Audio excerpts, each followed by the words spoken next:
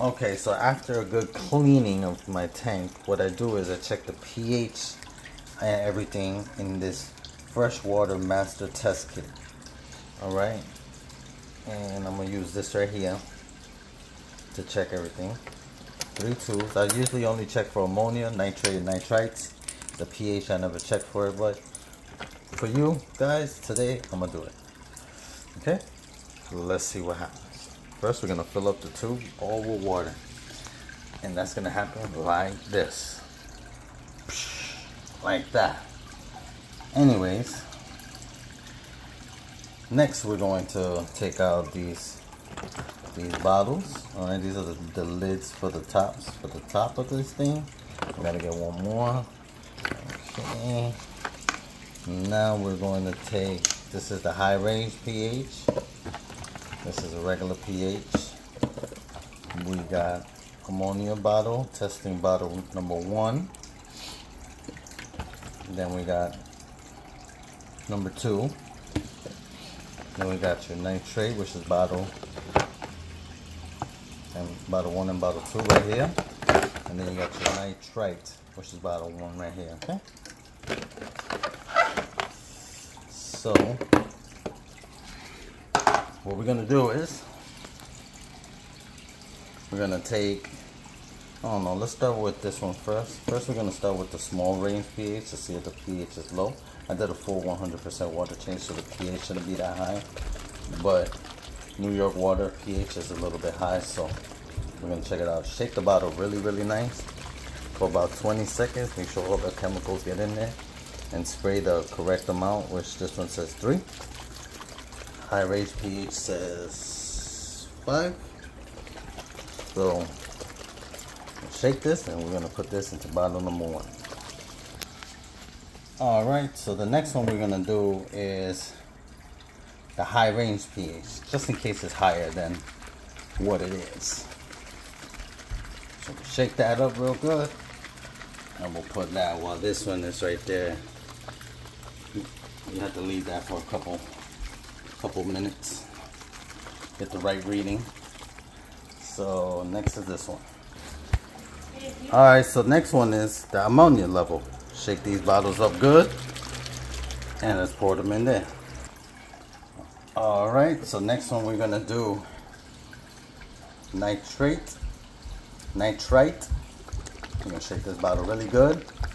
See, all of those are just working right there. I'm gonna put this one in next and see what happens. Alright, so since I ran out of tubes, because this kit only brings 4, they should have brought 5, but I know a lot of people that say that all the time about these master test kits, never bringing the extra 1 for the last one, because you always want to do all of them. You always want to do this one and this one at the same time, the high range and the regular range, due to the fact that you never know if it's going to be high or low.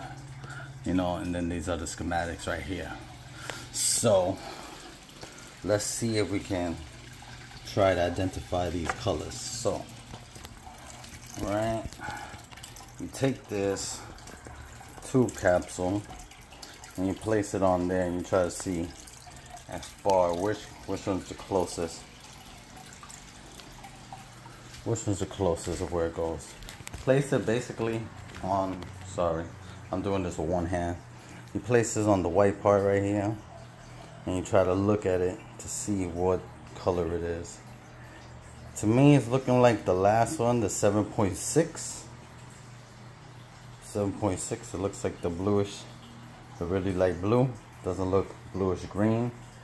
This one looks kind of like completely blue. Let me see if I can turn off the light. Yeah, no, with the light is better. So yeah, it's like blue, light. 7.6 we're gonna put. So just to make sure it's not higher than that, we'll take, excuse me, give me 1 second. We'll take the high range pH test, and then we'll check that one as well. So high range pH, now we're looking at that one. So we gotta see which one it is. It doesn't look like it's brown like the top one, so it looks for me more like a 7.8 pH. So that's how high the water is. And I'm not sure if actually because of adding the chemicals, the quick start, the water conditioner and all of that, it messes with the pH. But yeah, 7.8, you know, it's not that bad. It's not the end of the world. Not for these guys anyways. These guys thrive in mostly any environment. So we got a 7.8 right here on the pH level. Okay, now next, ammonia level. So take the ammonia test, put it on the chart right here, see what it looks like. The ammonia and the nitrate, which is this one right here, is mainly supposed to always be the top number, 0 and 0. So this one you see is on 0, and you can see that color is light blue. Still has time to change because you're supposed to wait at least 5 minutes. But you take that one, that was the yellow, this is the blue. Hold on, excuse me. Take the blue and you see it's right there with the baby blue. It's not purple. So that's what it is. Now the last test we're gonna do is this one, and I'll get back to you in a second. Alright, so I did the last test right here. I waited about 5 minutes. You always gotta wait a little while just to get the chemicals to do its reaction correctly, or you might misread it. You might think it's yellow right now, and then all of a sudden in 5 minutes it turns down to orange, which is a 5.0 or 10, and then you're like, oh, I didn't know that.